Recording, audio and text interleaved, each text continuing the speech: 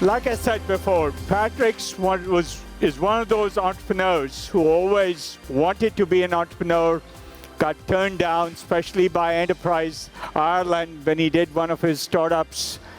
Come on over, Patrick. Hey, Vinod. Have a seat. Thank you. I so enjoy talking to Patrick because he can cover a wide range of topics, and so hopefully we'll save all our time for conversation.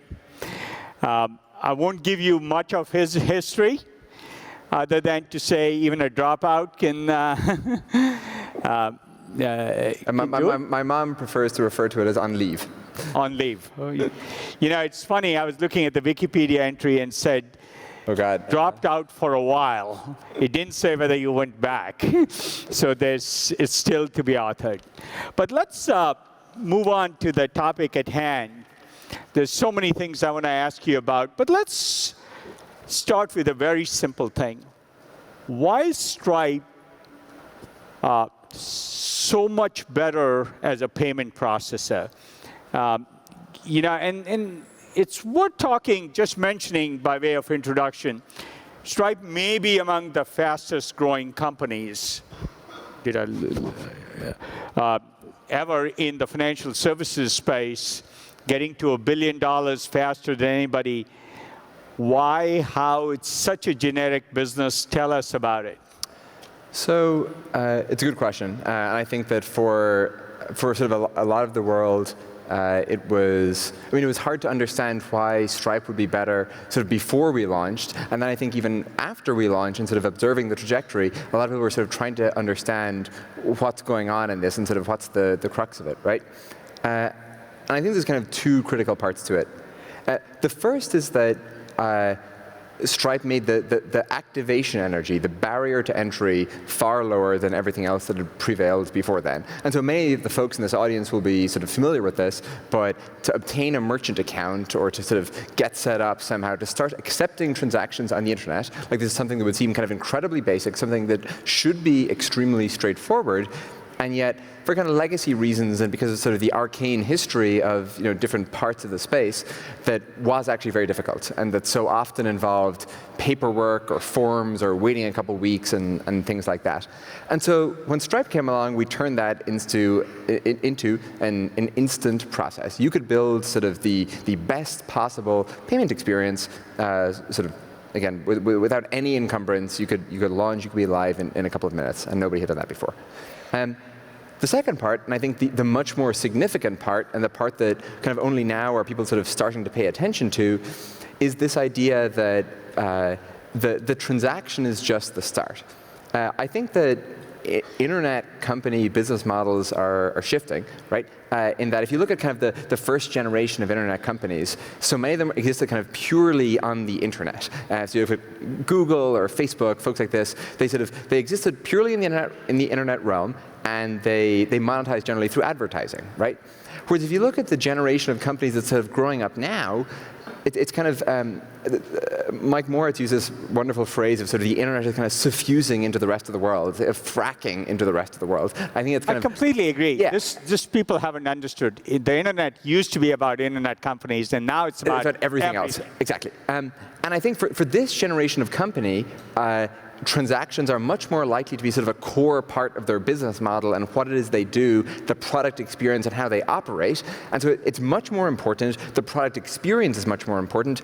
And it's in some ways sort of a critical part of the operation of the service itself, right? And so if you think about just the kind of the top of mind technology companies from the past couple of years, folks like Lyft and Uber, Airbnb, the mobile marketplace generation, Instacart, Postmates, so many, Flipkart in India, Alibaba, so forth, right? All of these companies, transactions are sort of an integral part of the overall experience. And I think this means that it's no longer good enough for them just to get sort of an electrical outlet to the payment networks, right? They actually need something much more substantive, and they need sort of this rich layer of services and APIs built on top of sort of, again, the basic part that is the transaction. And so Stripe's strategy has never been to sort of just provide the access to the payments. I mean, that's the kind of the obvious starting point, but then it's all these additional services on top of that. And so a great example is Connect, our kind of marketplace service.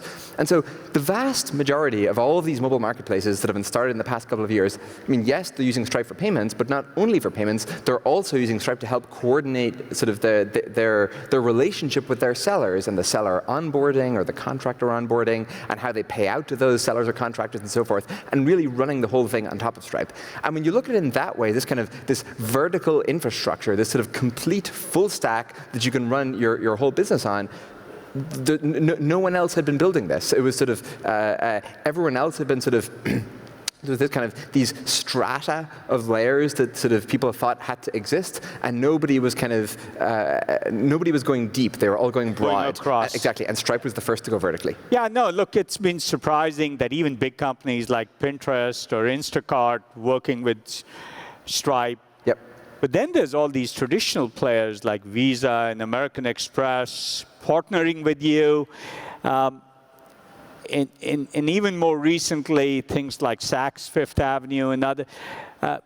So talk a little more about Stripe being more than a payment processor, because there's a lot of misperception about what Stripe does. It started in one place, and I talked about Basecamp. Yep. And Stripe had a great Basecamp. But talk about how Stripe is much more than a payment processor and why traditional competition for Stripe falls away. Yeah, so I think it's kind of a little bit sort of area and domain specific. Like in marketplaces, for example, there's sort of one set of considerations. I think the general theme is sort of whatever the industry, technology and mobile and globalization and so forth is kind of in some way transforming or rewiring it, right? And so another example is, as you sort of brought up, Pinterest, Twitter, Saks, Fifth Avenue, and sort of a bunch of other of these sort of really large retailers and merchants. And so all of us have had the experience of being on our phones, and maybe you come across something on Pinterest or on Twitter, or sort of whatever the case might be, and it looks interesting, it looks compelling. Maybe you even want to buy it, and so you tap on the link in Twitter on Pinterest. And you're brought to this mobile website, right? And this mobile website, I mean, is kind of a downsized version of something that was designed sort of for the desktop world, sort of Web 1.0, and sort of it has this kind of incredibly complex maze between you and actually being able to check out and complete the transaction, right? And so there's this kind of enormous challenge of how do you enable an Uber-like purchase experience for folks, transacting directly on their phone, right? This is such an obvious sort of pain point and kind of area of potential for Twitter and Pinterest and other sort of apps, because their platforms become more valuable and interesting. And obviously for the retailers, because they all see the conversion data where folks come to the mobile websites, and the whole thing, again, there's good reasons for it. It's very difficult to solve, but it's like you design something to minimize conversion, right? It's so difficult because of the form fields and the data entry and all that stuff, right? And so I think I have a rule that if any site uses verified by Visa, I won't go there. Like, I completely abandon the card if it's verified by Visa. Like, I will not click on one button. We'll come to Visa in a second. I know you're partnering with them. You can't say much. I'm just, as a consumer. As a macro. But it leads to this really important question about what's not working in mobile and what's Stripe doing about it? Totally. So I think you kind of hit the nail on the head of just mobile transactions aren't working, right? And not only are there sort of challenges with things like 3D Secure and Verified by Visa and all the other kind of systems, even though they kind of come from a good place, as it were. But even if they honestly, even if the site isn't using Verified by Visa, it's not like it's much better, right? It's not like you're substantially more likely to convert. You still have like 7 steps, and you have to enter your biography twice, basically, right? And so, because Stripe is sort of in this position of being kind of the core engine, the sort of the economic infrastructure that so many of these other disparate entities in all these different industries are building on top of, they kind of came to us and we're kind of talking about this problem. And because we've all these relationships, we sort of have the opportunity to see, well, Twitter and Pinterest are having this set of issues, this set of retailers, they're having these issues, these startups are starting to pursue these solutions, and we can kind of assemble the dots.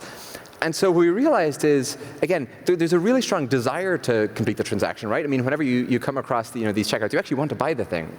And so what we were able to do is to work with Twitter and Pinterest to enable you to complete transactions directly in their apps. And so just to be really concrete about this, you see a tweet, you see something that you might want to buy, you tap buy, you tap on the tweet, it's just like a tweet with an image in it or something like that. You get sort of a confirmation screen. It already has your payment information, your address information, and so forth. One confirmation, you tap buy, and you're done. You've completely eliminated not only the checkout and the 3D Secure steps, but you've actually eliminated going to the mobile website at all. It's so much more streamlined, and we launched this about a month ago, and it's called Relay. But it's not that sort of Stripe is kind of betting on kind of Relay per se, even though we think it has enormous potential. It's that we're basically betting on the fact that, to your point, the internet is going to rewire all of these industries because of mobile, globalization, and just the progress of technology in general. There's sort of huge re-architecture that needs to happen, that transactions, again, are an integral part of so much of that, and that we can help provide sort of the tooling that accelerates and enables that shift. And so that's the bet. So that's a great bet. I want to go. So I talked about verified by Visa and what's wrong with mobile checkout and experience. Yep. Right? And frankly, when I first had to sign up for PayPal, I actually had to call my accountant and say, can you sign up? And it took about 3 months to get that credit card. It's a bad experience. And PayPal's in a good position. It's a good company. They're doing some good things. But it started in a very bad way. But there's an opportunity side, too. There's a problem side, but there's an opportunity. Right. And on the opportunity side, social media buy buttons have generally not worked. Can you talk about that? And can Stripe, Relay, or others fix that? So I want to address that, and I do want to address kind of the Visa and sort of the industry side to all this, because I think it's an important part, again, of our strategy. So in terms of the social media buy buttons, I think they haven't worked simply because the experience hasn't been fixed yet, right? In that, I mean, people are already sort of brands and retailers and merchants are making sort of enormous strides in taking advantage of these platforms. And to be honest, it's kind of impossible for me to imagine that all this traffic, all of this kind of affinity, all this intent is not going to convert into actual transactions. It's just the purchasing experience has been so completely dire. And so I think it's just a reflection of that fact. But sort of, since you bring up the Visa kind of angle to this, I think it is kind of important to sort of drill into that a little bit, where Stripe's strategy from the, I think that before Stripe, the standard strategy of the technology company getting into fintech was, those guys don't know what the hell they're doing. We're going to come in, sort of push it all to one side, and we're going to define a better way for the whole thing to work. I think that sort of generally characterized the strategy of a very large fraction of these prior companies. And in some ways, Stripe was kind of unusual, and we had folks tell us that sort of they were surprised that we were coming to them and having the conversations even before we launched about how we could work with them, right? Because Stripe's strategy, because we believe in the power of sort of this deep stack and this vertical integration, it is not in any way to kind of supplant or replace or obviate the infrastructure we're building on top of, right? And so we think that Visa, MasterCard, American Express, the banks, the financial infrastructure in general, there's a ton of ways in which they didn't work well. But a lot of the core problems they solve have actually been solved very effectively. Like, I think people actually really underrate the significance of the accomplishment in what the card brands have achieved. Like, for there to be these global networks enabling transactions in such substantially heterogeneous environments, like, that's actually phenomenal with real-time authorization and how many people think he's sucking up here? We've been saying this before we launched. I mean, this is why we work with them, right? Now, if I had to bet on innovation, I'd bet on a startup or a big company. And I think what I'm interpreting you as saying is that's probably true, but if you can have a startup partner with a big company in the right way, knowing what to take from them and knowing what not to take because of their experience, it is actually best for both. I think it's about knowing what part of the stack you're competing at, right? And so Stripe is not competing at the financial plumbing level of the stack. We think those problems, a lot of progress has been made, and to a large degree, many of those have been solved. we're competing at the technology, the API, the infrastructure level, and figuring out how can we go from these super basic transactions right through to sort of enabling the next generation of these businesses. I think Sun had the same strategy, right? You guys were very precise about sort of what part of the stack you were and weren't playing in, right? And so we had global ambitions eventually to be everything. Okay, well maybe Sun and Stripe are actually different than that. No. They seem to have given us suddenly more time on the clock, which is good. You must be doing a good job. Maybe it just reflects that I ramble too much. But. No. But look, talking about Sun, picking up from there, we started with a very narrow thing, but we really had this ambition to be a much larger part, not all of the computing environment, but a much larger part. Yep. Tell me a little bit about Stripe, how it started as a payment processor, did that extremely well, built a business, a Basecamp, and what, in your view, you become next 3-5 years from now? Yep. How do you paint a much bigger picture? You're a pretty big company now. We're certainly big relative when we started. Yes. But I mean, that's a low bar for us. You know, we started as 2 people. But Peter Thiel was our first angel investor, or first kind of major outside investor, and I thought that sort of when Peter invested, like I had these visions of he'd basically want us to expand into seasteading and immortality and God knows all these things that Peter's interested in, right? And I remember sort of for the first couple of years, I'd come to him and I'd say, and we're going to tackle this or that or such and such, right? And he's like, just focus on growth, stay doing what you're doing. Most companies get sort of way too distracted, right? And in hindsight, he was absolutely correct, right? That sort of the right strategy for Google in 2002, the right strategy for Facebook in 2009, so forth, was basically to become the Google and the Facebook of sort of 4 years subsequent to that, to just focus on improving and honing and optimizing the core business, right? And I think that's not, in some ways, that's not that sexy, right? In that, here we are on stage, and maybe it would be sort of much more compelling to talk about this sort of crazy new direction in which we're going to go, whereas in fact, sort of because it's working, the right strategy, the right thing to be doing is to be focused on expanding the access to it, right? And I think that people really, again, it's cognitively difficult to kind of wrap your head around sort of the nature of these exponentials, right? In that if it's so difficult, say, I mean, I actually spoke here 2 years ago, and even for me, it would have been difficult to comprehend just how much bigger we could have been sort of 2 years out, and certainly much more difficult for anyone else, given they don't get to see the same set of metrics. And so a statistic that I often like to point out to people, just as kind of a level set, is that on the order of, it's a little bit difficult to determine the precise denominator, but on the order of 2 to 3% of global consumer spending takes place on the internet today. 2 to 3%, right? And so if you then kind of benchmark that a little bit and you think about, what fraction do I spend of my income?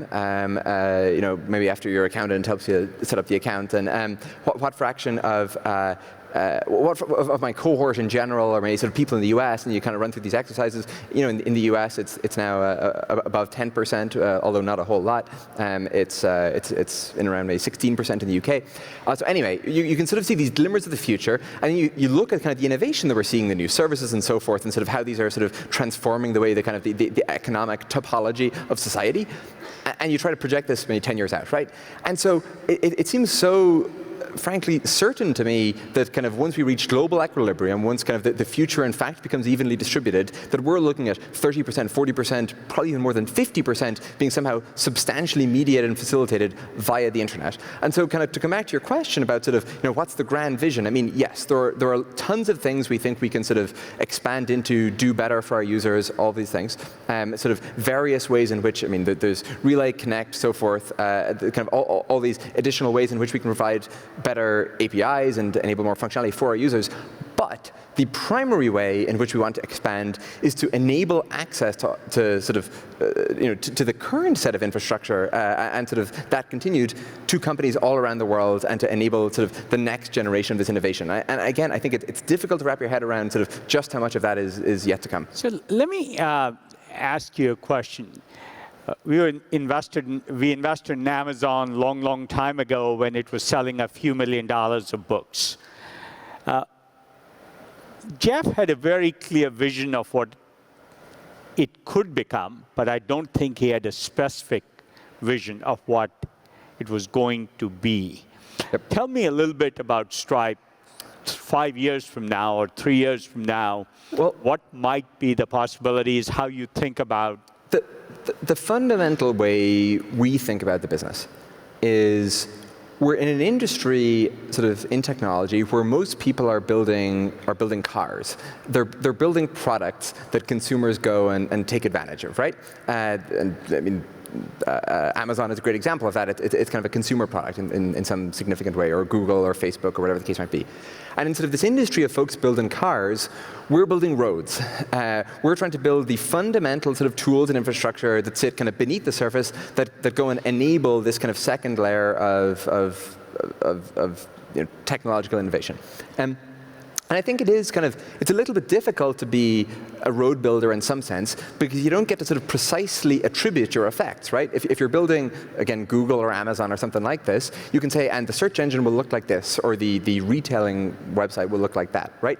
But when you're building tools, you have to sort of, there's a variable, there's kind of an uncertainty factor over what are people going to do with it, right? And so if you're building paintbrushes, you don't get to see the precise painting. You kind of have to wait to see what people go and do with that. And so Stripe is kind of a slightly uncertain, but sort of inherently kind of very optimistic bet that the ensemble of the impact and the significance of what technology companies in aggregate can do with the sort of financial infrastructure that we're exposing and kind of enabling innovation on top of, that's going to be really significant. And when we were starting out with Stripe, we had not foreseen the mobile marketplaces. We had not foreseen crowdfunding. Almost all of the crowdfunding platforms, Kickstarter, Indiegogo, et cetera, they all run on Stripe. We hadn't foreseen so many of the specific instances in which kind of this innovation played out. But we had this general sense that there was going to be a lot of it. And so, again, to come to your question about sort of what's kind of the vision 5 years out, the core of Stripe is we're building software tools and we're building economic infrastructure for technology businesses. And there's this kind of this delicate balance between seeing where the world is going and seeing where we can help facilitate to realize that in sort of in precise actuality. Yeah, no, I frankly look at Stripe as doing that with a maniac focus on the consumer's experience. Correct. It's an extreme focus on sort of what are the right products to get built, because to the extent there's any divergence from the right product, I mean, you're going to get steamrolled by somebody who's actually doing it right. And then by secondly, again, really paying attention to this angle of enablement. It's so, I mean, it doesn't make sense to most people. Most people kind of don't realize the extent to which it's true that sort of you impose major barriers to entry. I mean, I think the core lesson of the internet in some ways is that the activation energy required to do something determines how much of it happens, right? And so, I mean, in 1995, anyone could have created a website, right? But not that many people did because it was difficult. And so you create Blogger and sort of far more sites result, right?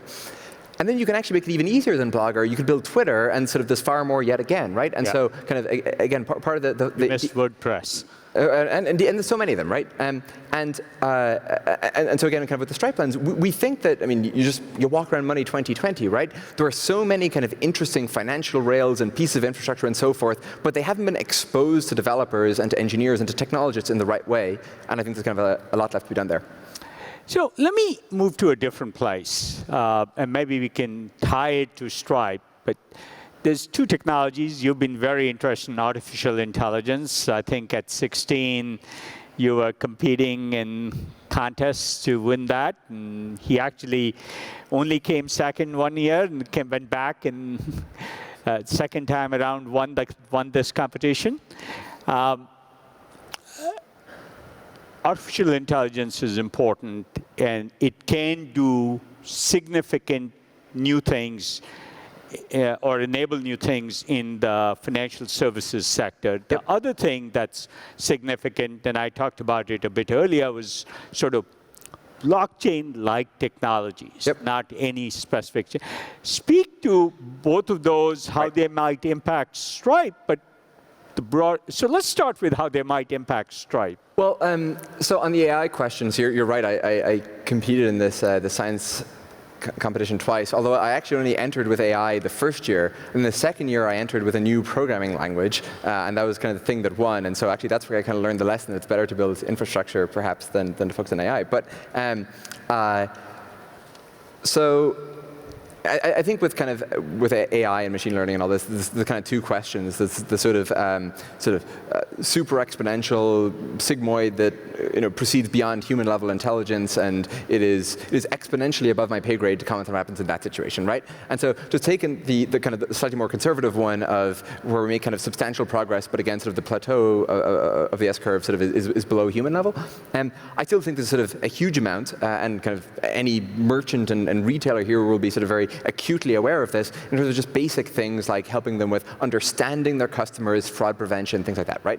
And so we launched, we've a sort of a quite significant set of data and machine learning teams sort of internally at Stripe, and they're doing sort of this really phenomenal work where, for example, we launched earlier this year a system that basically every other payment company has sort of a single giant engine, the fraud engine, right? That's generally kind of hand tweaked with sort of manual rules that they then kind of apply across the entire transaction portfolio. And that's bad for two reasons. Because one, it's sort of manual, it's rule based in almost every case.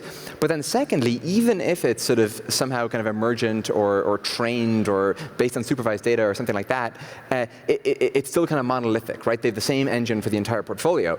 Whereas what we've built is there's kind of a specific engine individually for each Stripe user, and so we train it specifically for the kind of the patterns of transactions that all these different businesses are seeing, right? And kind of this is possible now because sort of there's been such, sort of to your point, a sort of surge in kind of the machine learning community in general, and sort of better understanding for how to build and to maintain these systems and things like that, right? And I think that sort of the fraud prevention is kind of an obvious place to start because that's kind of the downside minimization. But then as you think forward about sort of, again, better understanding customers, customer behavior, analytics prediction, better recommendation engines, things like that, I think there's kind of a huge amount of upside left ahead.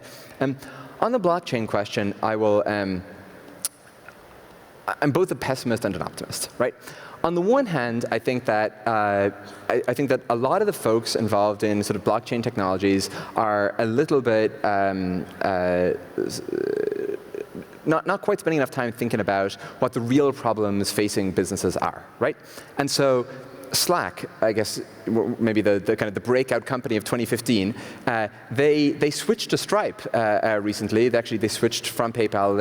They've been built on PayPal from kind of legacy reasons from even before Stripe existed. But they switched to Stripe, and they switched to Stripe not because we supported Bitcoin, but because we supported NetSuite and ACH.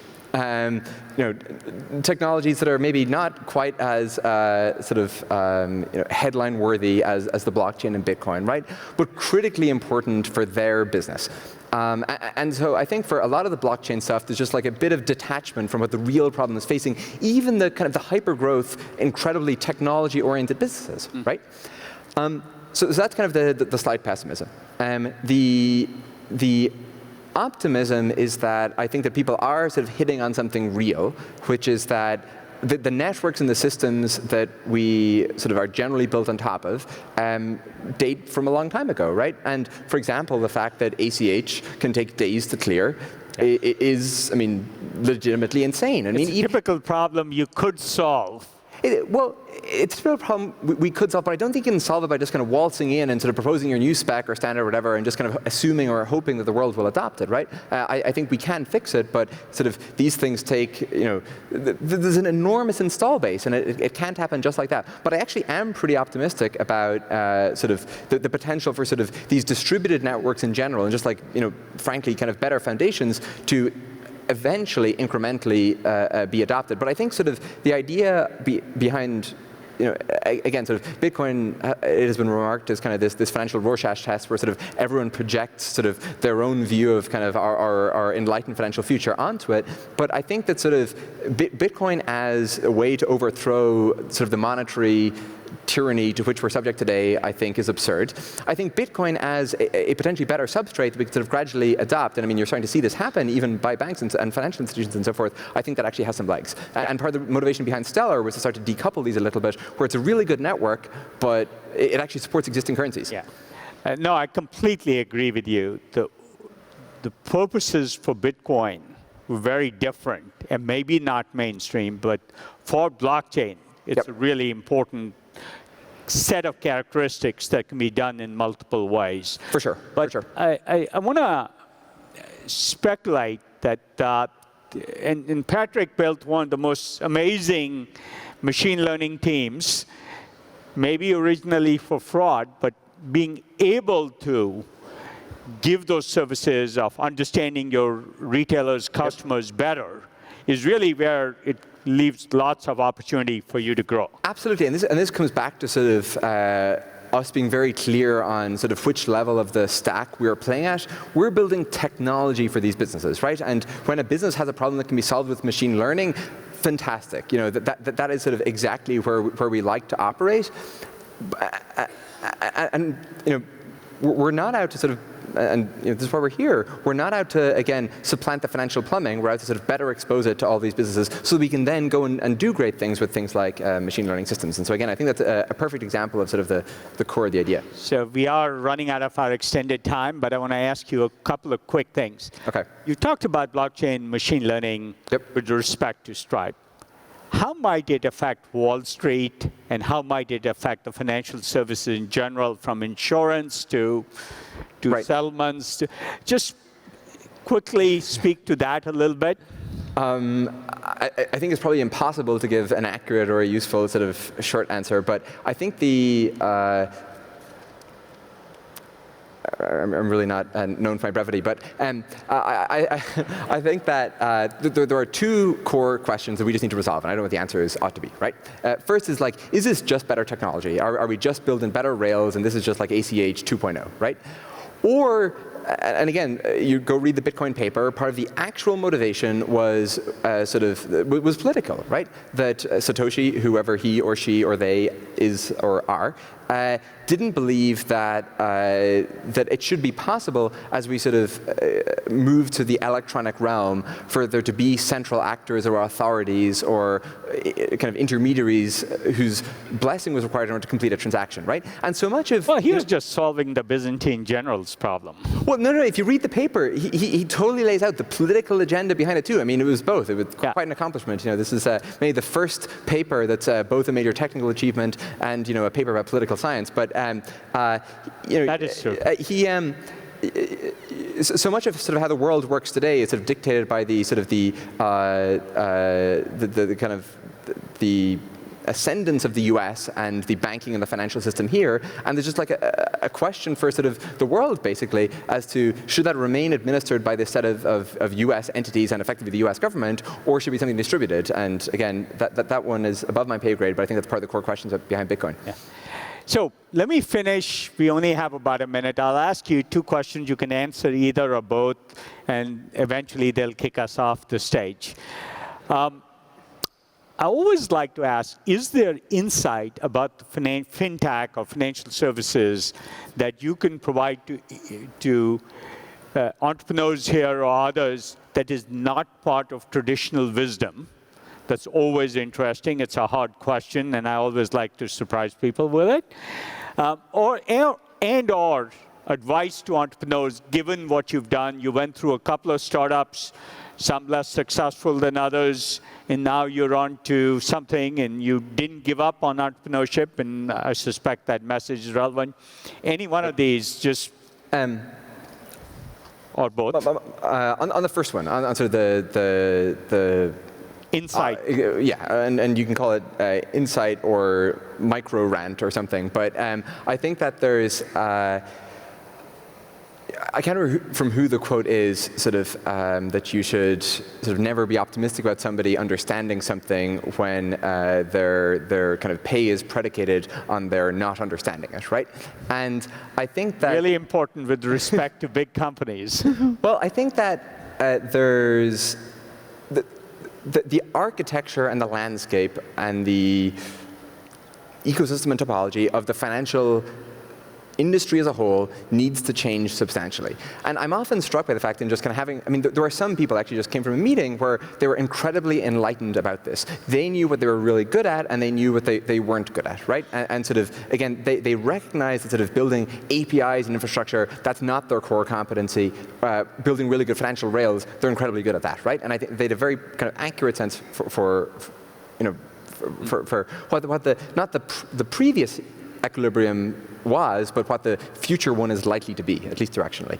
And I'm often struck in sort of conversations with kind of financial institutions about how kind of it really tips one of two ways. There are folks who sort of so clearly don't want to recognize where the world is headed, whose business models made sense in 1980, but don't make sense as many of the kind of the barriers and the inefficiencies start to dissolve, and there are those who are excited by it and who do, right? And so, and this does not, of course, uniquely apply to, I don't want to single out banks and financial companies. I mean, Stripe had to have this, this is classic innovator's dilemma, where you have to sort of decide, what your disposition is with regard to it. And so, for example, when Bitcoin came along, we had to decide, were we excited by this? Would we try to sort of enable people to explore its possibilities, or would we reject it? And so I think there's the corresponding question for the existing financial space. To the second question about advice to entrepreneurs, I'll really try to keep this one short, but there's an infinite amount you could sort of you could basically spend the rest of your life and hasten the heat death of the universe by just reading all the startup advice and wisdom and so forth that's been percolating into the world over the last 10 or 15 years. And I really think it's been very meaningful in the sense that there is so much more there, and a lot of it is really good as compared to 15 years ago. And so I don't actually have anything to say about sort of the early stage. It has been said better repeatedly by others better than I possibly could. So let's. Well, I was just going to say, sorry. Really quickly, I think people underrate. They haven't kicked us out yet. All right, we're safe. All right, so people underrate strategy. Actually, I think in that I think.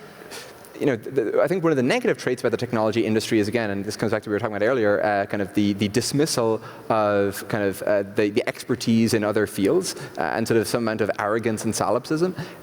And I think that sort of strategy feels like stuff that business people do, and you should just think purely about the technology. And I think that that is like diametrically opposed to what you ought to do. I think that the common case for technological breakthrough is that it becomes commoditized. It is in fact a breakthrough, and the value is not disproportionately captured by any single entity. It kind of it smooths out so that it's captured by an entire industry. And so I think for entrepreneurs, I mean, the kind of the critical ingredient without which there's no company is the product breakthrough or the service breakthrough or whatever else. But after that, I think they underrate strategy. And so that'd be my short takeaway. Great. So two important messages here, and we'll finish with that. One was, don't expect people to understand something where their pay depends on not understanding it. Often applies to large partners. I don't mean it that aggressively. I mean it that way. But I was going to finish by saying, for the large partners, there's more to be won than lost if they're progressive and proactive about leading the charge. So there is great partnerships to be had between big and small companies. I think we can all agree on that. Thank you very much, Patrick. Thank you, Vinod. Thank you.